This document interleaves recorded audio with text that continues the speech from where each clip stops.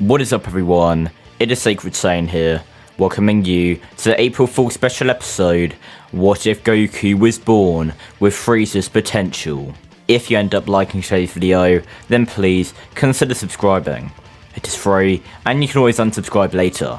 There's a link in the description of the video to join my Discord server, and also to become a channel member if you want to support the channel.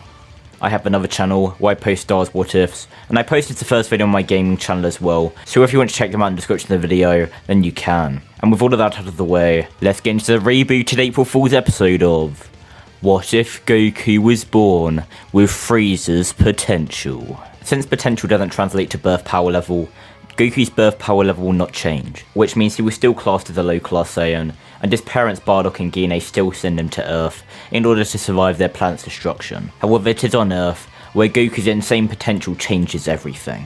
The last time I did this idea, at the beginning I heavily downplayed Goku's potential, saying that Goku doesn't do training anywhere near as intense as Frieza until the Saiyan saga. But that really isn't true. Frieza's training consisted of repeatedly beating up Togoma, who at the beginning was only on the level of the likes of Zarbon and Dodoria, meaning he didn't push Frieza whatsoever.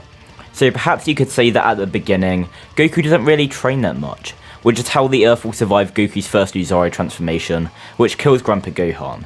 However, after the actual events of Dragon Ball begin, everything changes. The Pilaf gang are just a minor inconvenience to Goku. Yamcha still joins the team after realising how outclassed he is, and so does Oolong. So the first quest for the Dragon Balls is fairly uninteresting.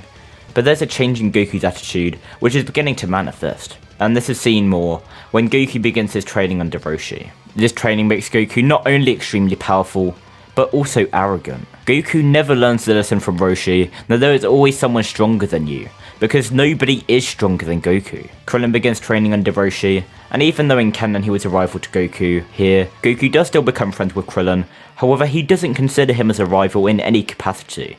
And even though Krillin does challenge Goku to spar on multiple occasions, Goku never even attacks Krillin, only dodging him until he gets exhausted, because Goku believes that no matter how much he holds back, he still wouldn't be able to prevent himself from killing Krillin by attacking him. However, Krillin is actually lucky to have someone as strong as Goku to strive towards, as this actually drives Krillin to become stronger than canon, which will be seen later on. Mercenary Tao?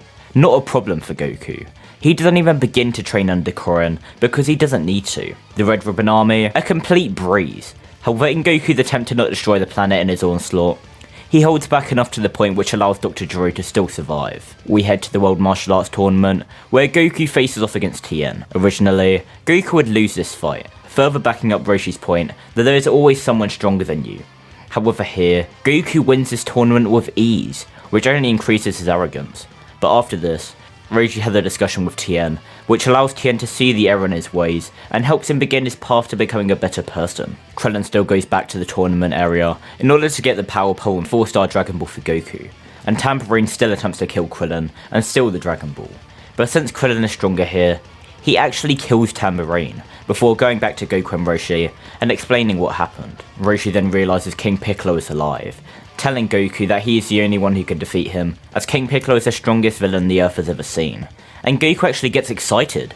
Could this Piccolo guy actually be a challenge for him? Goku takes 4-star Dragon Ball, and he uses the Dragon Radar he got from Bulma to go to King Piccolo's location, as he already has all the other Dragon Balls. And once Goku arrives, he first kills all of King Piccolo's minions with ease, before challenging the Demon King himself. King Piccolo is terrified after witnessing Goku's power, and he decides to try bargain with Goku, saying that if Goku gives him the Dragon Ball and lets him wish for his youth, then he can give Goku a real challenge, because right now, he admits it would be a lackluster battle for Goku. Goku is conflicted. Even though he is arrogant, he still is a good guy, and he doesn't want King Piccolo to take over the Earth, but at the same time, Goku is so confident in his own abilities that he believes it won't even matter if he lets King Piccolo wish for his youth or not. So Goku says fine, throwing King Piccolo the 4-star Dragon Ball, and Piccolo then wishes for his youth, but as he fires a mouth blast to kill Shenron after, Goku appears in the way, smacking the blast away, before glaring at Piccolo, and saying that before he kills Piccolo, he wants to give him a bit of advice. King Piccolo looks worried, asking what the advice is, and then Goku appears in front of King Piccolo, punching a hole through his chest, and then saying that he should have wished for immortality, because that is the only way someone as weak as him could have survived their fight. Piccolo then spits out an egg before dying, and Goku then flies back to his friends and tells them the good news. And sometime later, Kami would telepathically summon Goku to come to the lookout. Goku having no clue who this person is, however being his easily trusting self, he will decide to accept this request, so he begins to fly to the lookout on his flying Nimbus. Remember, Goku here may be arrogant because he has never lost a battle, but other than that, his personality is pretty much the same. He's still a lovable idiot who sees the good in everyone, and is very trusting. That's why he let King Piccolo spit out the egg to begin with. Well, also because he thought he may have a good challenge in the future, but that is a lesser reason.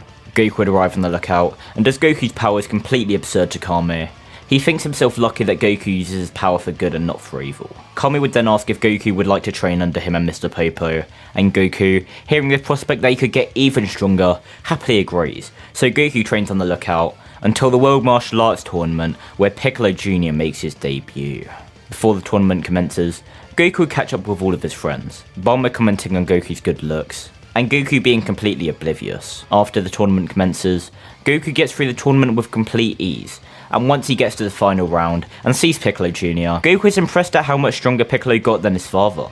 He even tells Piccolo this, but he then goes on to say that it still doesn't change the fact that he is no match for him.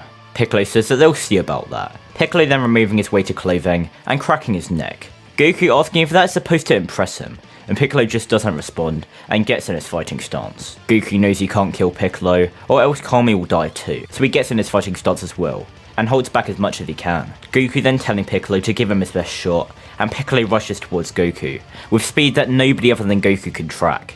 Piccolo attempting to land a strike on Goku's face, however Goku dodges out of the way, and lands a punch on Piccolo's stomach, blowing the wind out of him and sending him into the sky, before Goku then appears above Piccolo and kicks him into the ground. The fight has only just begun, and Piccolo is already heavily damaged and laying on the ground, defeated.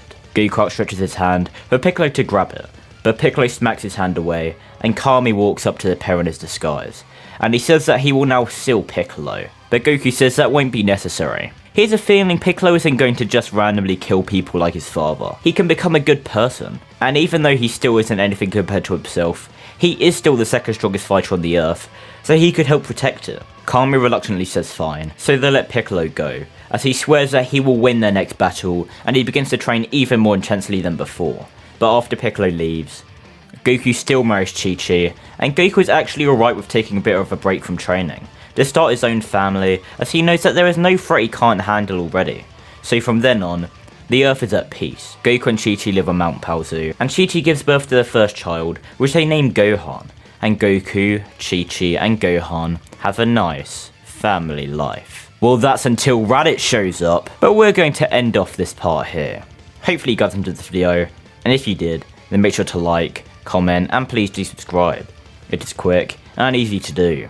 Also, I want to give a huge thank you to Mystic Angel, Yeti Myth, Tarn Junyi, Mega Exo, Jonathan Way, Neo Whitcomb, and All Might for becoming channel members. If you want to be shouted out at the end of the video, and get other perks like the channel members here, then there's a link in the description down below to become a channel member. It greatly supports me, and helps me immensely. With all of that out of the way, if you want to see other parts of this series, then get this video to 500 likes, and I hope to see you all in the next video.